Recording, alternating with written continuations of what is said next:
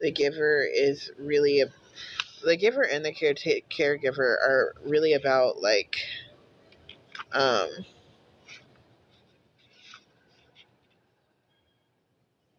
giving yourself time and understanding here.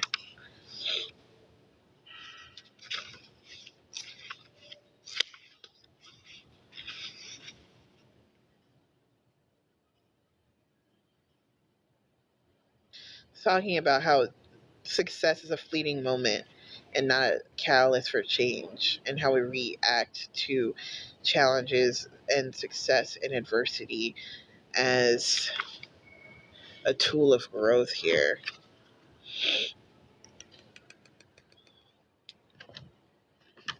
I'm gonna figure it out. I'm getting fresh and caution when I cut the deck here.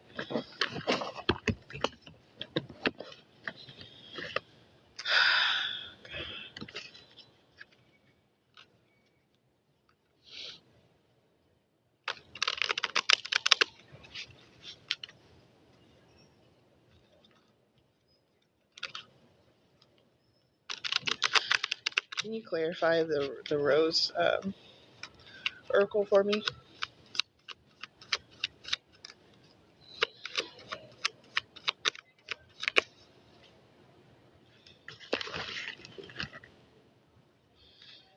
Crash, karma in reverse, uniform, hot mess, and fear in reverse.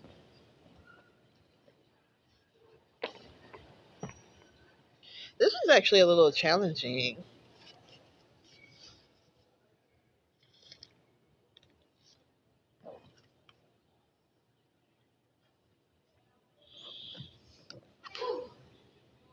Mm.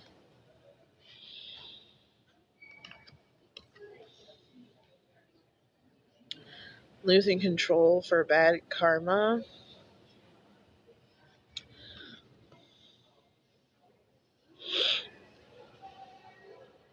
Causing you to like stand out.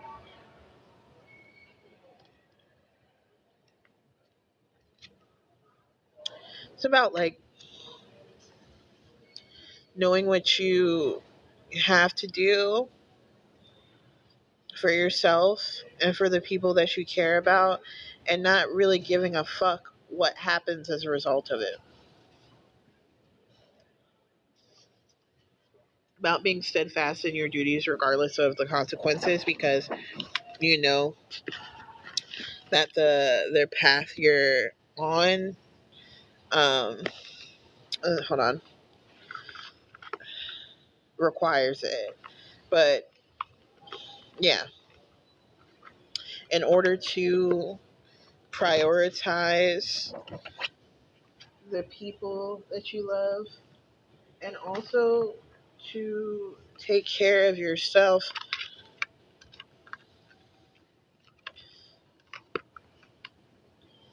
Shit. I got these new headphones, and then occasionally, even though I'm on TikTok, they'll start playing music. And Kill Bill came on. So, awesome. Awesome. Awesome. Possum.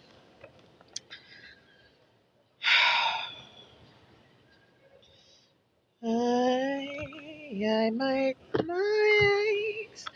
Not the best idea. His new girlfriend's next. How I'd get here. I might nice. I still wanna go.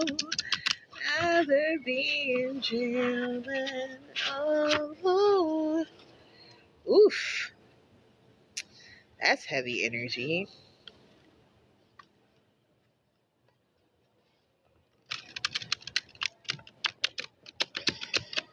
I guess when you are existing in main character energy, you have main character type uh, conflict, and you also have dramatic personalities around you. If you didn't have any drama, it would be a very boring show.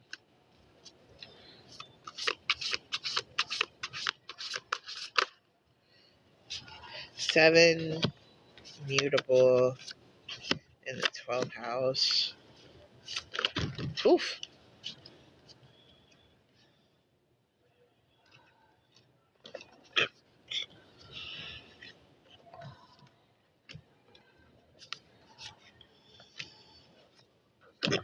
Excuse me.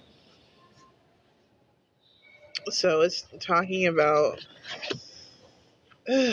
Sheesh.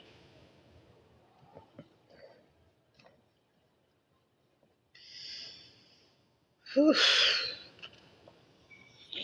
This is like really, really dense, really heavy energy. We're talking about like a 12th house, first house stellium here. Aquarius. Bruh. Bruh.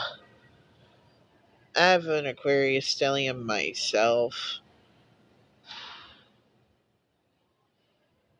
Houses, they may vary.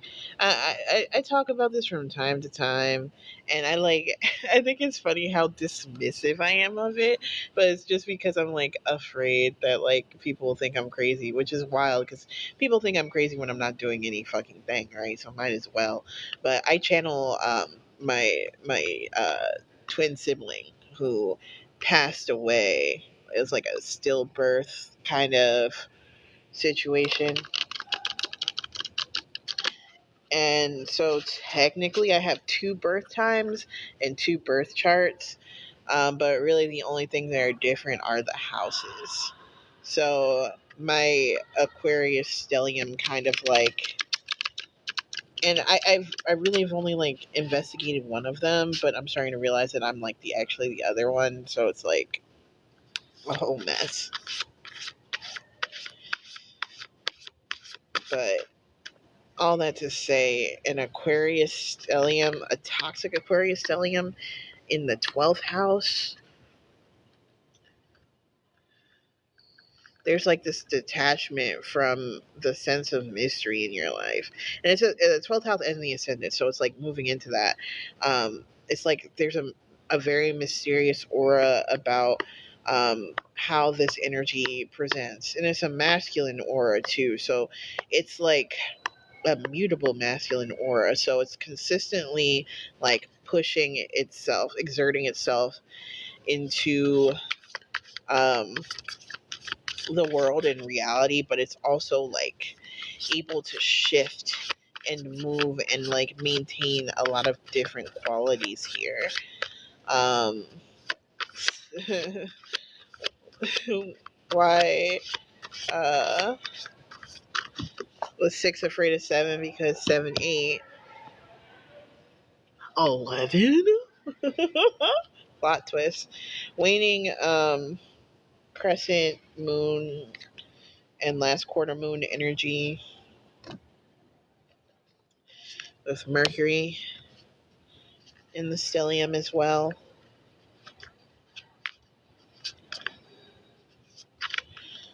So someone's really just like speaking, and they're really not connecting to the words that they're saying.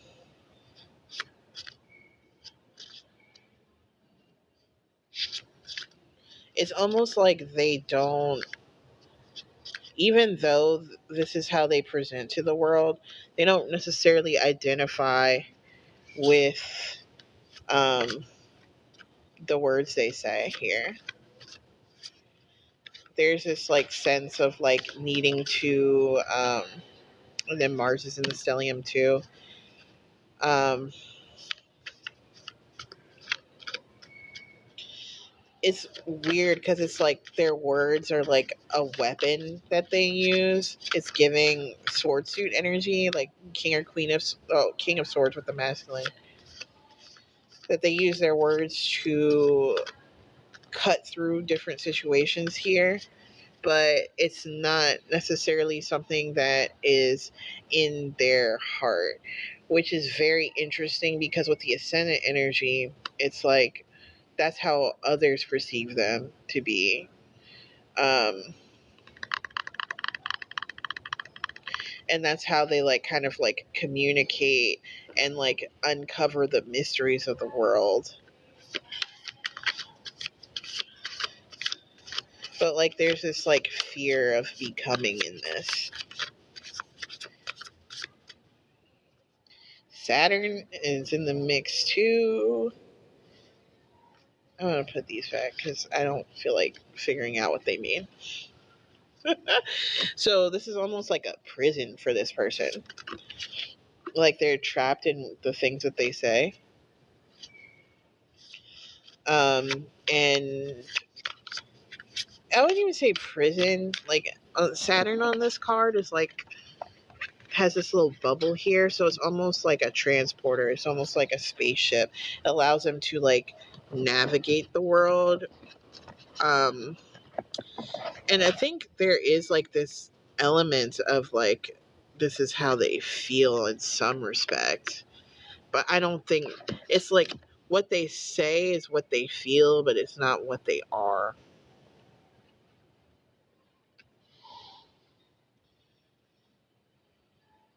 And so it's like a very like feeling focused missile here.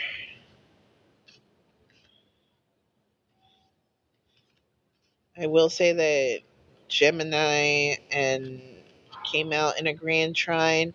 Sagittarius and Cancer came out too. So there's like this mix of energies that is like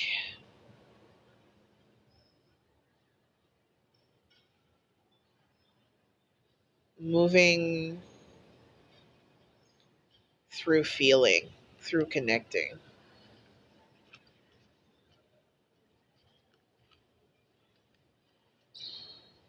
It's almost like let me check. It's almost like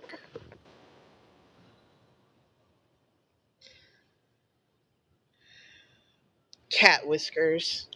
I know it's a random metaphor, but like the whiskers on a cat's face allow them to kind of judge whether or not they can move through a space. So there's an element of that as well. Like there, it's like feeling around to move in the dark. Feeling to move is like a very interesting way to put it. Feeling to move and using this like detached um, cutting language to to navigate as well. So to bring it all together, this person navigates through the world um, with their words. Um, Kind of like um, cutting a path through, like Indiana Jones, like cutting through the shit with like a machete. And it's almost like they don't really care what they cut down because behind that is this like almost like this exposed nerve that feels everything that touches it.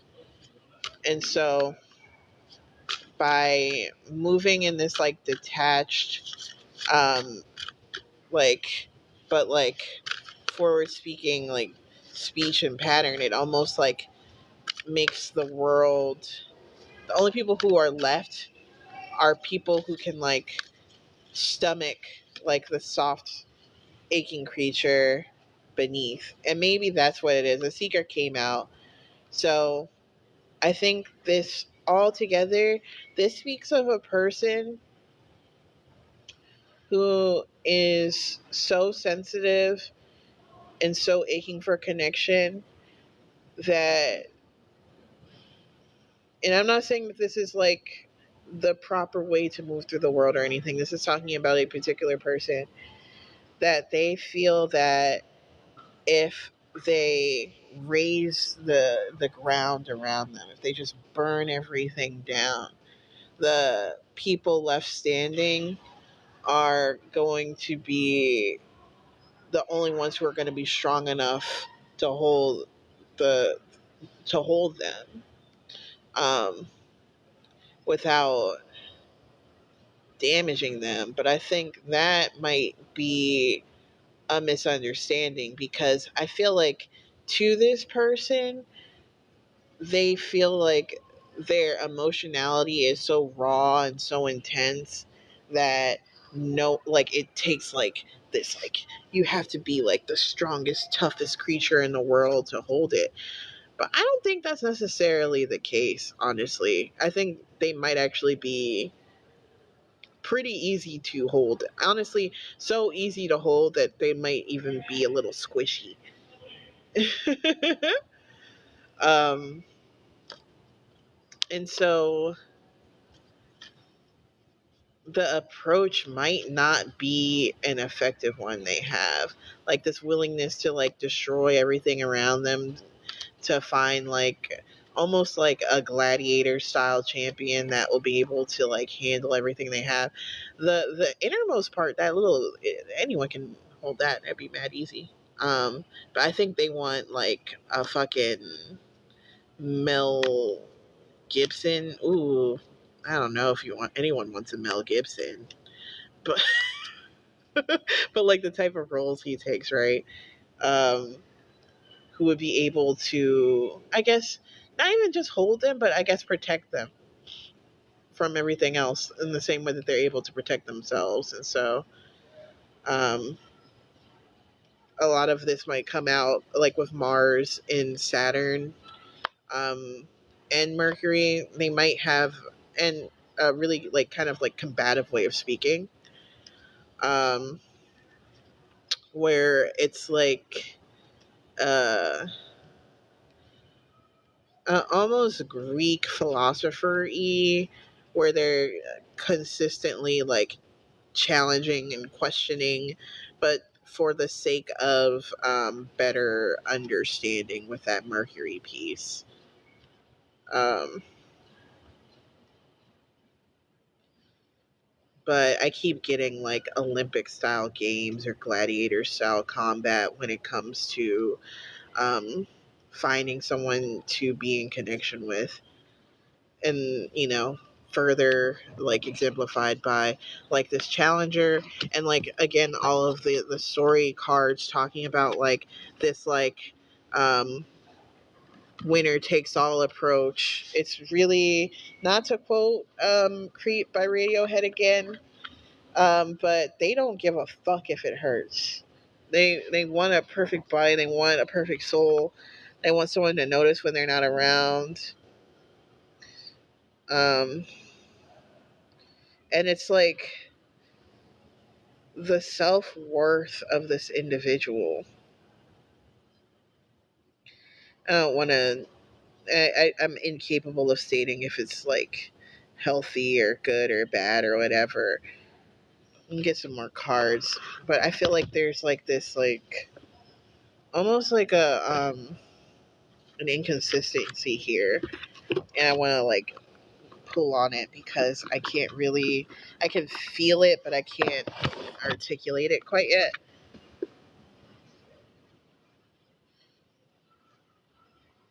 I always feel like, part of the reason why I chose the name Garfi Godot is like, yes, I love absurdist theater. My favorite playwright is Edward Albee. And I did read Waiting for Godot in high school, and it just, neuron activation. And when I was like trying to think of like a good, because I love Garfi, right? Like, that was just my little name, but I wanted a good fake name that would hit. um, I came back to it, one, because, well, for three reasons. One, because it kind of like was reminiscent of like Gal Gadot. Not that I like her, but like, it's just like chill. Like, I think people have that recognition, and then it's like it's giving Wonder Woman energy. Um, then it was like the play, and absurdism and stuff, and like this feeling of like, is this like a fictional desire, right? Of it's almost like a spiritual edging of like someone arriving here. like am I ever gonna meet the potential? I'm only always approaching that peak. But then the third and most important part is the Ace Attorney series is so good. The way that himbo discovers groundbreaking truths about um there are people he work with, but like, I don't know, the sense of family in Ace Attorney, especially like work family, is so fucking beautiful to me. And the one of the characters' name is Godot, and he drinks like 12 cups of coffee a day, 17, I think, actually. Um, and he has like, I played the series when I was like in high school, freshly after high school type shit, along with like 999, like those types of like visual novel detective games I really love. But he gave like one of the hardest fucking lines that I've ever read in my entire life.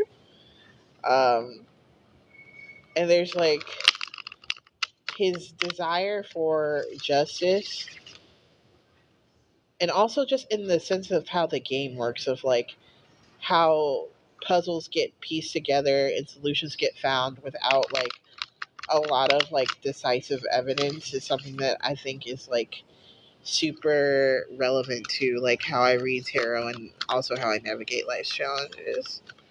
So I think of it now in moments like this where I'm trying to like find out about this person's soul, right? Using a bunch of playing cards and vibes. I feel like it like ties up all of the Godot energy. The Seven of Spears, the Five of Hedgehogs, and the Ten of Spears in reverse. The Seven of Spears is in reverse too. Five of Hedgehogs. So I don't think they intend to be deceptive. I don't think that they are putting people through this game because they love to see people fight. I don't think there's anything in them that likes the fact that they have to do this. I feel like, and that's the thing, they don't have to do this, but they feel like they have to do this with the Five of Hedgehogs, because there's this like poverty mindset that that's the only way that they'll be able to find success without getting hurt. And it's like, I don't know, man. It's I think it's partially because they don't, or they disidentify with their softness, or they feel like the softness is a type of like soul poverty or weakness that needs to be accounted for.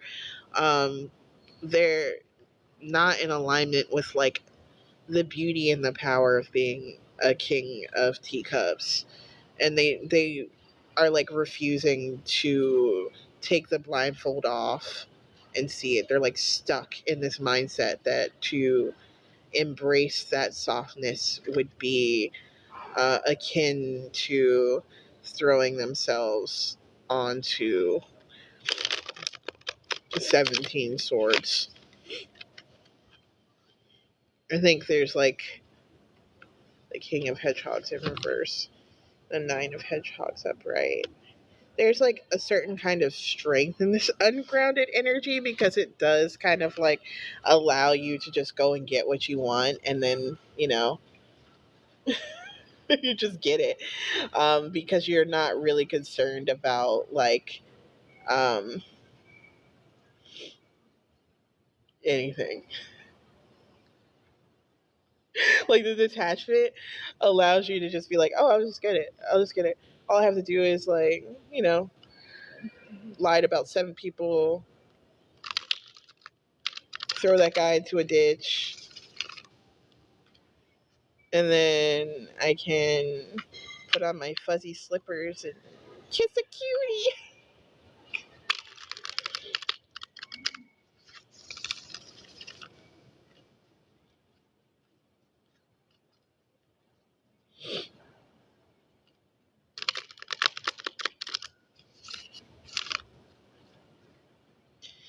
Like, in a lot of ways it does work, but like, what's the cost of it? Yeah, lacking that grounding. So I think, like, with the King of Hedgehogs in reverse, it's like, yes, that allows you to get the Nine of Pentacles, but like, you're so detached that when you actually do have your Nine of Pentacles, you're not grounded enough to realize that you have it, because your language is attached. You have your heart like in a glass case. Um, your mind is stuck in a realm where you have nothing.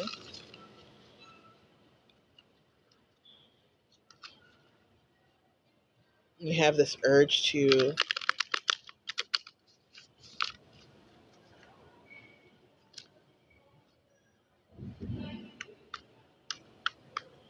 protect yourself from the very thing that you want. Three of Hedgehogs on the bottom of the deck. Cut to the Knight of Flowers. Like, the detachment allows you a level of safety, but it also kind of like puts you into this position where you are existing in the life of your dreams, but there's no part of you that is able to exist in that moment because you're too busy defending it. Sheesh. Anything else? Yeah, but it's like weird because it's like, in order to move. Wow, that's so fucking crazy.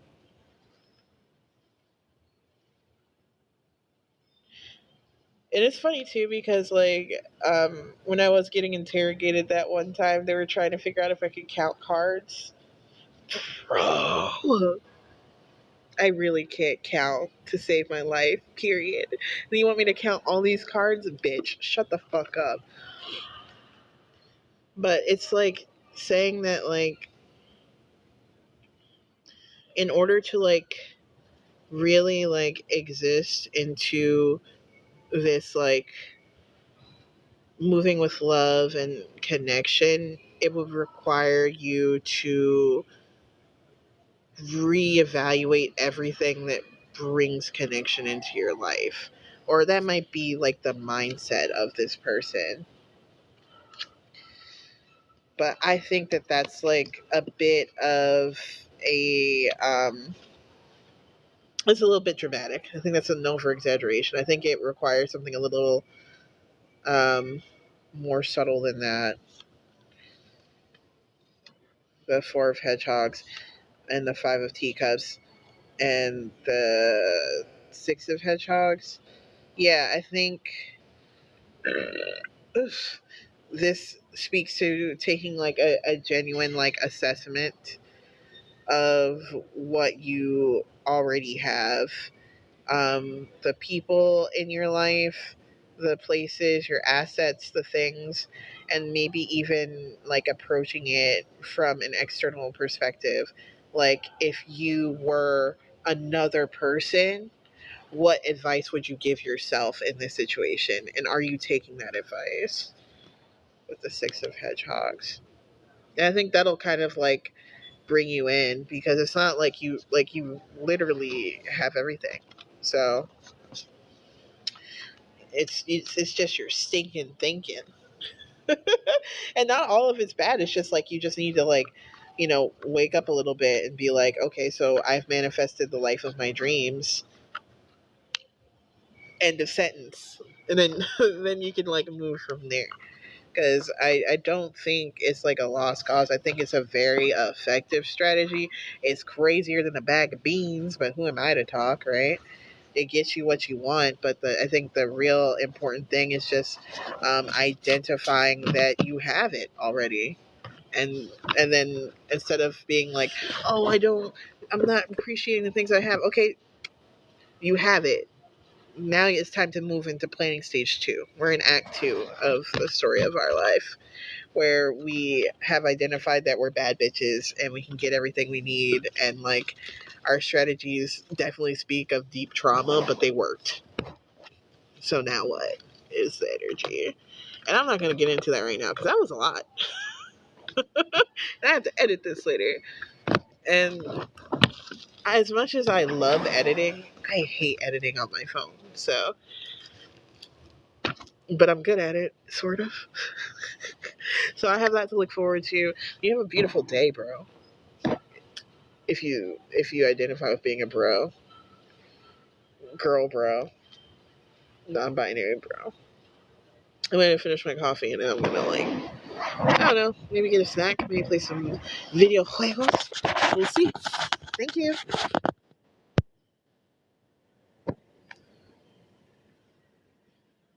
Oh, now I get the puzzle piece when I'm fucking done. Girl, bye.